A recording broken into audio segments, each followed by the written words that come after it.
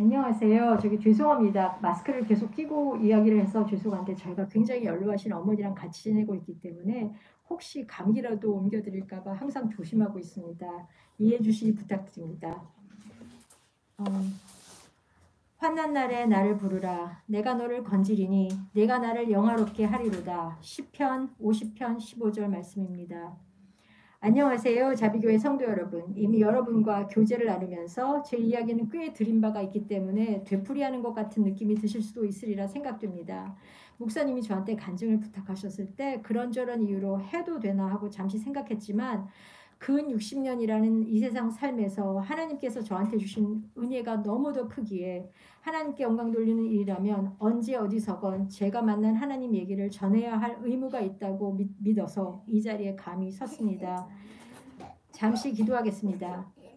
하늘에 계신 우리 주 여호와 하나님 아버지, 정말 벌레만도 못한 이 죄인이 아버지의 크신 은혜로 용서받지 못할 죄들을 모두 용서받고 아버지 딸이 되어서 아버지의 사랑으로 새 삶을 얻어서 이 자리에 주님의 이름으로 섰습니다. 아버지 말씀대로 저는 아버지 은혜 위에 은혜, 끝없이 받은 은혜로 살고 있습니다. 주신 은혜 오늘 이곳 주님의 귀하신 지체 자비개혁교회 여러 성도님과 잠시 나누려 합니다.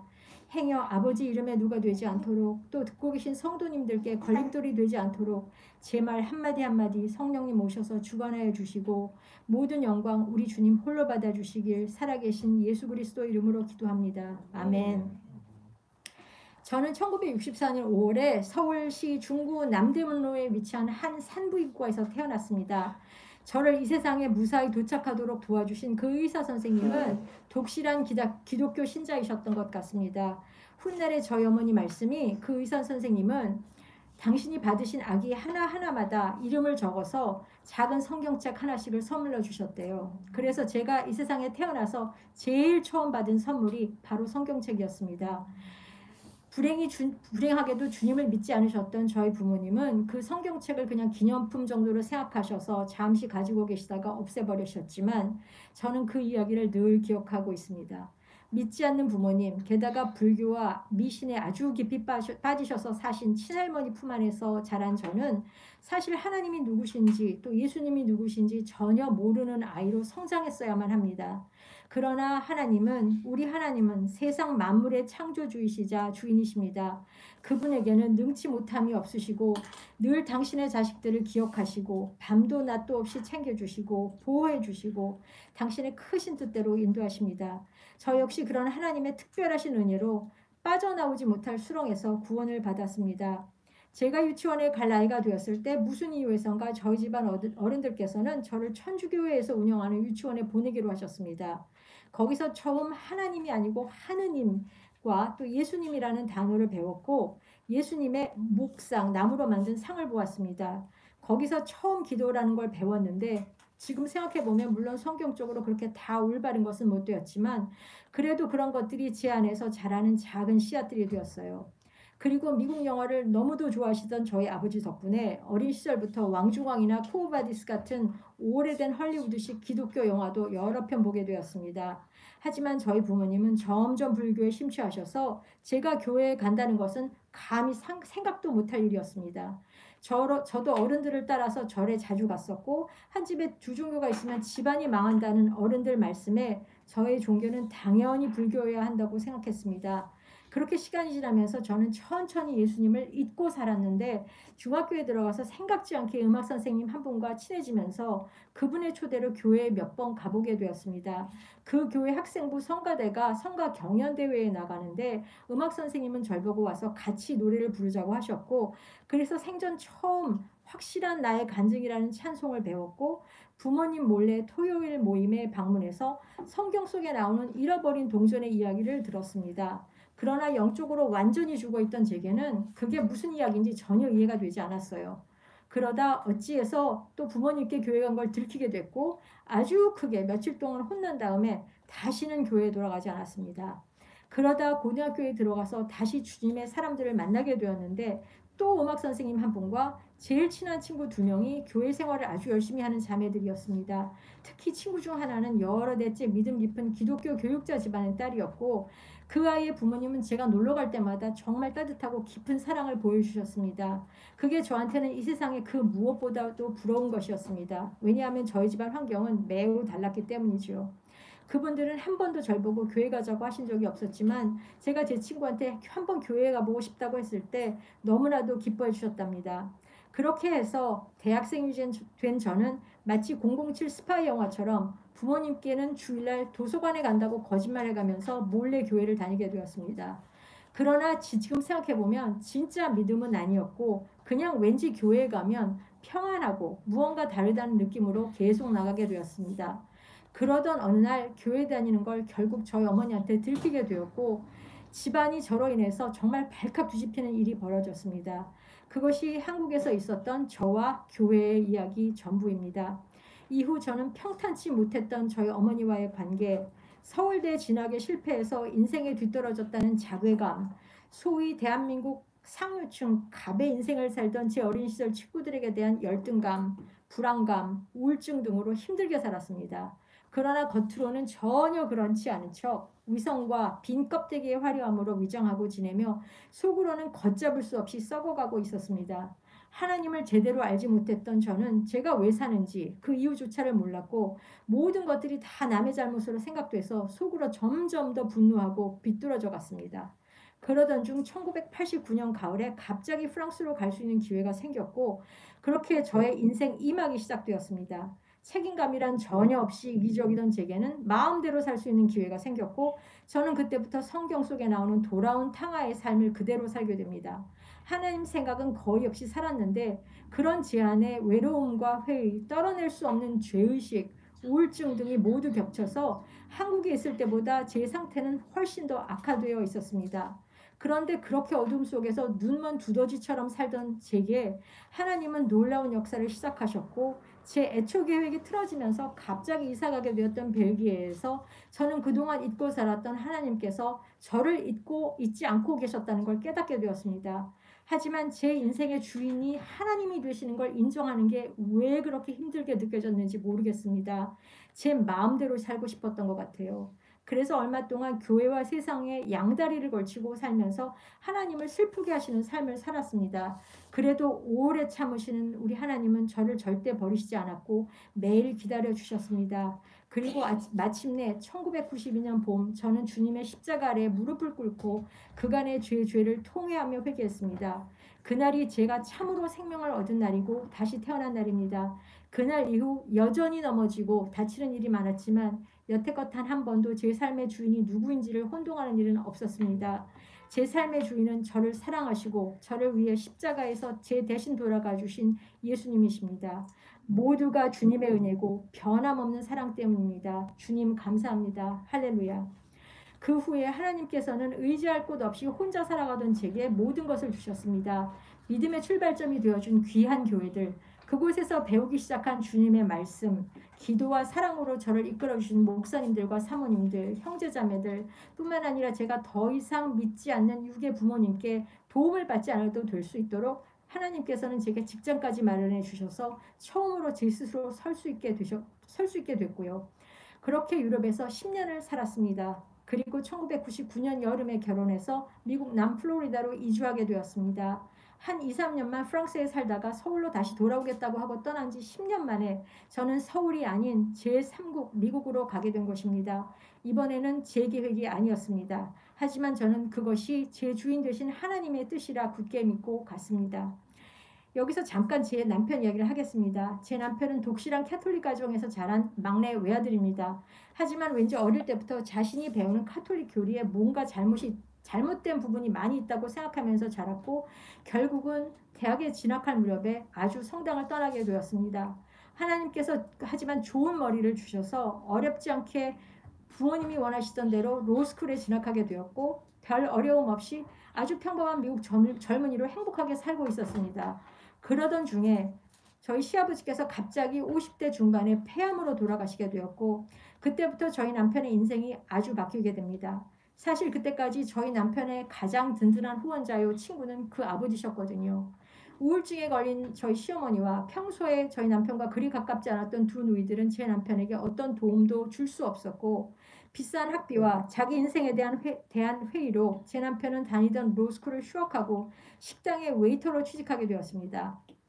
그 후 제 남편은 간신히 학교는 졸업했지만 변호사 고시에 드는 비용도 마련하기 힘들고 또 거짓말해 가면서 돈 버는 변호사는 되고 싶지 않다는 생각에 고시를 보지 못한 채 포기하고 제대로 취직도 못하고 정말 가난한 웨이터, 피자 배달원 등으로 여러 해를 근근히 살아가게 되었습니다. 하지만 그런 와중에 제 남편이 30살이 되던 해에 하나님은 갑자기 그를 찾아오셨고 그 후에 제 남편은 성경 말씀에 밤도 낮도 없이 매달려서 살기 시작했습니다.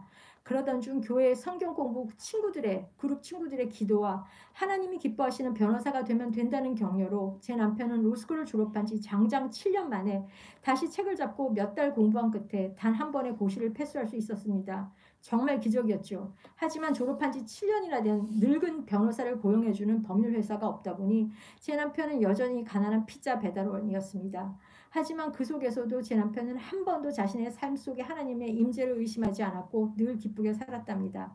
자기 말로는 그 적은 돈도 자신한테는 충분하고 넘치는 축복이었대요. 그리고 하나님께서 자신을 당신의 종으로 부르셨다고 자신이 꼭 죽기 전에 남기고 가야 할 하나님의 가르침들이 있다고 확신하고 살아왔습니다. 그런 신념으로 그 시절에 갓 생겨난 인터넷에 성경 공부 페이지를 하나 만들었고 저하고는 정말 신묘막측하신 하나님의 중매로 그 성경 공부 페이지에서 만나서 펜팔이 되었고 끝내 대서양을 건너서 결혼까지 하게 되었습니다.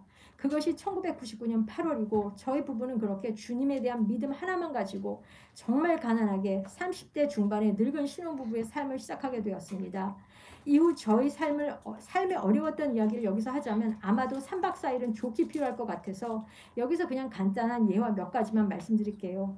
하루는 저희가 시내에 볼 일이 있어서 나갔는데 배가 몹시 고파서 뭘 사 먹으려고 했는데 그 흔한 신용카드 한 장 받을 자격이 없던 저희 두 부부의 수중에 가진 돈이라고는 합쳐서 단돈 1불에 동전 몇 개뿐이었습니다.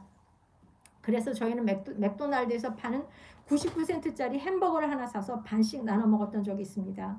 또 비가 많이 오는 여름 주일날이면 남편의 오래된 차 에어컨이 고장이 나서 차 유리창에 김이 심하게 끼는 때문에 폭우 속에서도 창문을 내리고 조수석에 앉은 저는 할 수 없이 커다란 쓰레기 봉지 하나를 우비 위에다 덧입고 하나는 깔고 앉아서 30분씩 가야 했고 교회에 도착했을 때는 저희 남편이나 저나 폭삭 젖어서 냉방이 잘 들어오는 교회 안에서 덜덜 떨면서 예배를 봐야 하곤 했어요.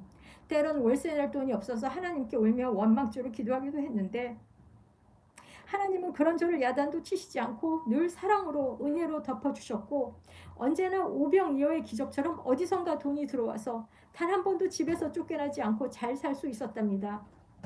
24년이 지난 오늘 저희 부부는 그때를 기억하면서 그때가 주님의 동행하심과 그분의 자식 사랑을 정말 뼈저리게 느낄 수 있었던 시절이라고 생각하고 감사드립니다. 그래서 그때 배운 것이 세상에 쌓아둔 것이 없으면 하나님의 손이 보인다는 거예요. 내가 잘 벌고 내 힘으로 잘 사는 것 같으면 또는 부모를 잘 만나서 물려받은 것으로 편히 잘 살면 그것이 하나님한테서 온 것이라고 잘 깨달아지지 않습니다. 하지만 그런 장애물들이 모두 없어지면 이 세상에 하나님밖에 의지할 곳이 없게 되고 그렇게 되면 모든 것을 예비하시는 아브라함의 하나님, 여호와 일의 하나님이 보이기 시작한다는 거죠. 그래서 이 세상의 가난함이란 믿음의 하나님 자녀들에게는 오히려 큰 축복일 수 있다고 저는 확신하게 되었습니다. 저희가 결혼하고 첫 몇 해 동안 참 어렵게 살았지만 그때 너무 귀한 것들을 많이 배웠고 살아계신 주님을 보았습니다. 주님은 그 사이 저희 갈 길을 예비하셔서 제가 다니던 성경 공부 리더 자매님을 통해서 제 남편에게 전혀 예상치 못했던 곳에서 사회보장법 변호사로 훈련을 받을 수 있는 기회를 열어주셨고 또 저희 부부가 갑자기 둘 다 직장을 잃게 되었을 때 생각지도 못했던 길을 열어주셔서 생전 가본 적 없던 북캘리포니아 실리콘밸리라는 곳으로 이사를 가게 되었습니다.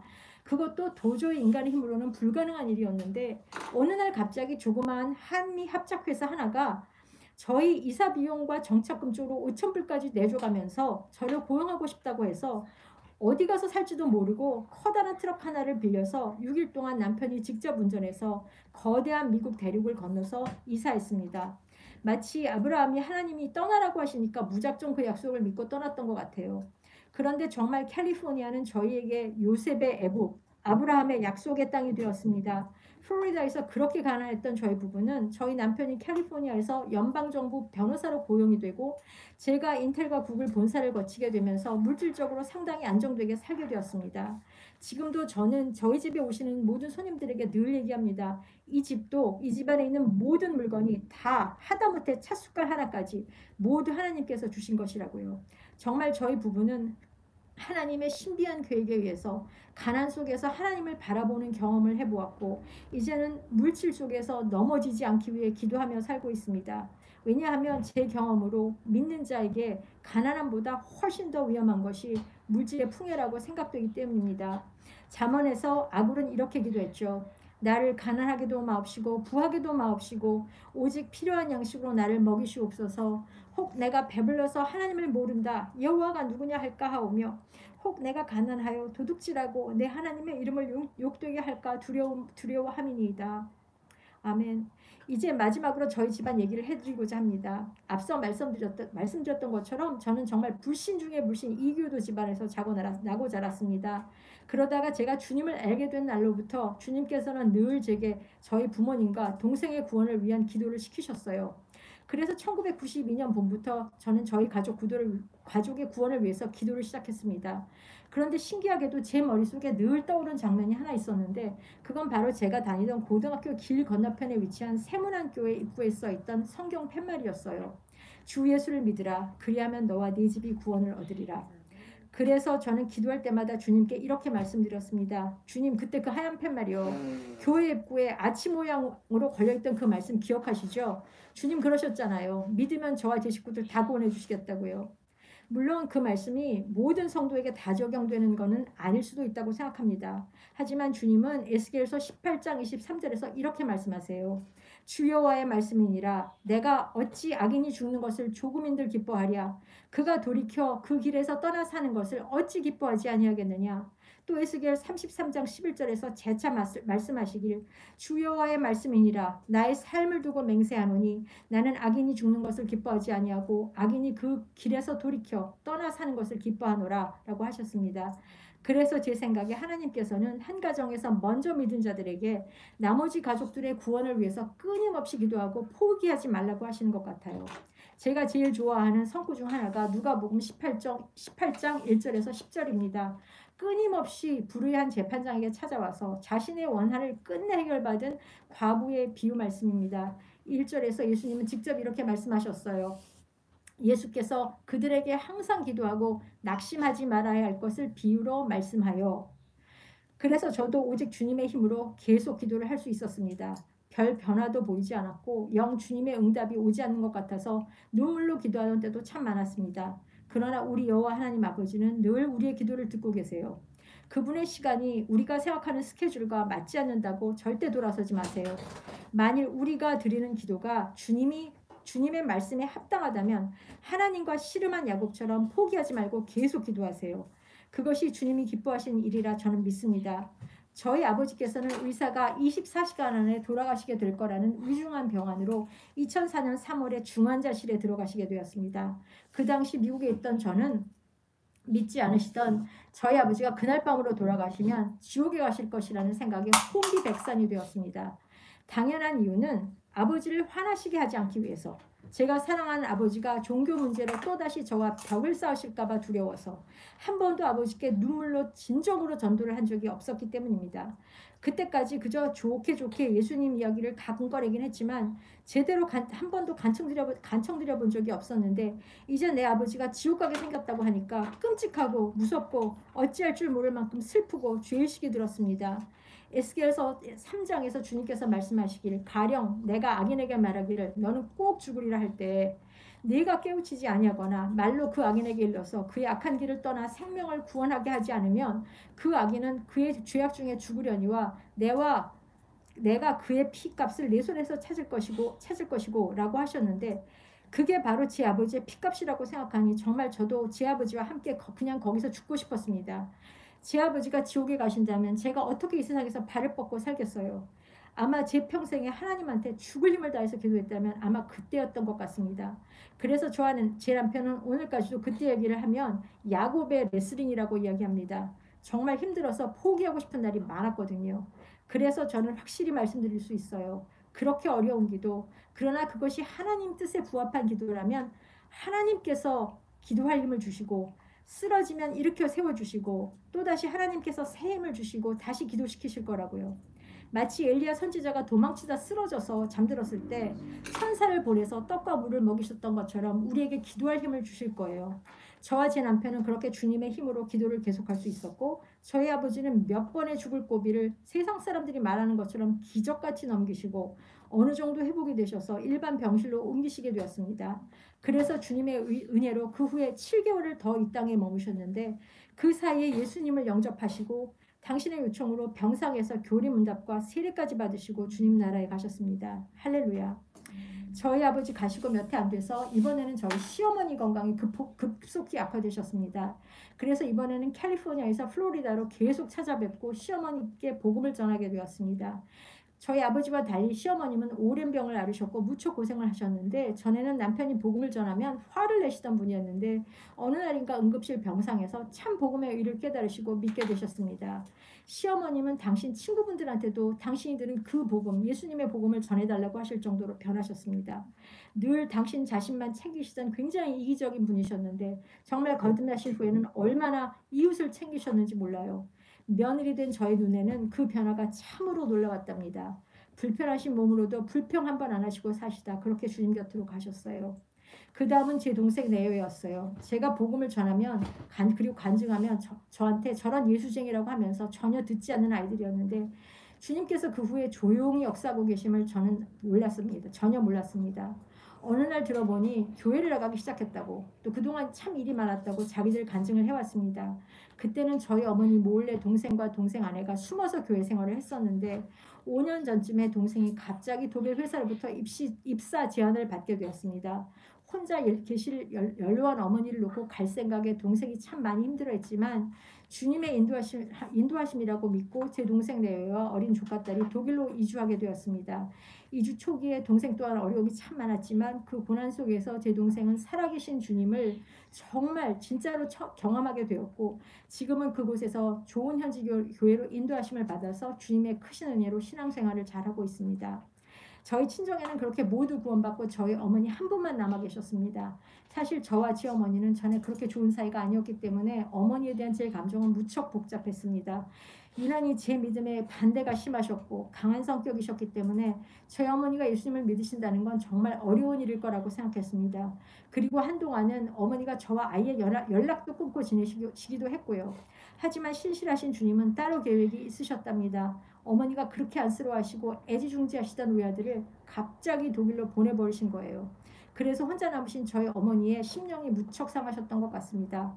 굉장히 힘들어하셨죠. 저는 어쩔 줄 모르고 그저 기도만 하고 있었는데 언제부턴가 제 마음속에 주님의 은혜, 정말 우리 같은 죄인을 사랑하셔서 그 은혜와 베풀어 주신 그 은혜와 용서에 관해서 큰 울림으로 말씀하시기 시작하셨습니다.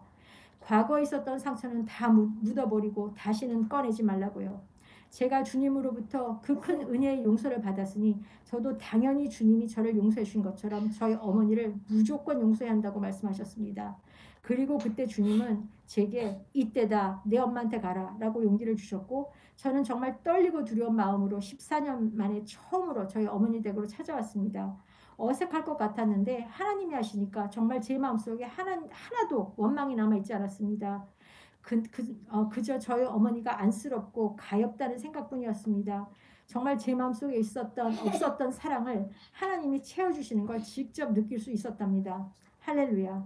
하나님께서는 저희 어머니 영혼에도 서서히 빛을 불어넣어 주시기 시작하셨고 그 후에 제가 어머니를 자주 찾아볼 수 있도록 신기할 정도로 길을 열어주셨습니다. 그리고 마침내 2022년 4월에 저희 어머니는 주님을 영접하셨습니다. 어머니 손을 잡고 영접 기도를 하면서 제가 얼마나 울었는지 모릅니다. 기쁨과 감사와 감격의 눈물이었습니다. 살아서 역사하시고 우리의 모든 삶을 주관하시는 천지의 창조주 우리의 주이신 하나님께서 제 연약하고 형편없는 30년 기도를 온전히 응답해 주시는 순간이었습니다. 할렐루야. 여기까지가 제 간증입니다. 제가 처음 배운 찬송이 확실한 나의 간증이었는데 정말 이것이 확실한 저의 간증입니다. 어제 저희 어머니와 저는 목사님이 저에게 주신 가정 예배지로 같이 하나님께 새해 첫날 예배를 드렸습니다. 저희 어머니께서 사도신경을 큰 소리로 읽으셨을 때 그리고 아멘 하셨을 때 정말 눈물이 났습니다. 하나님이 아니시라면 이렇게 영주고 마땅한 죄인 모녀를 그 누가 이렇게 바꿔놓으실 수 있었을까요? 할렐루야, 오직 하나님께 영광 드립니다. 길고 장황한 제 간증을 사랑으로 들어주셔서 여러분 감사합니다. 사랑합니다.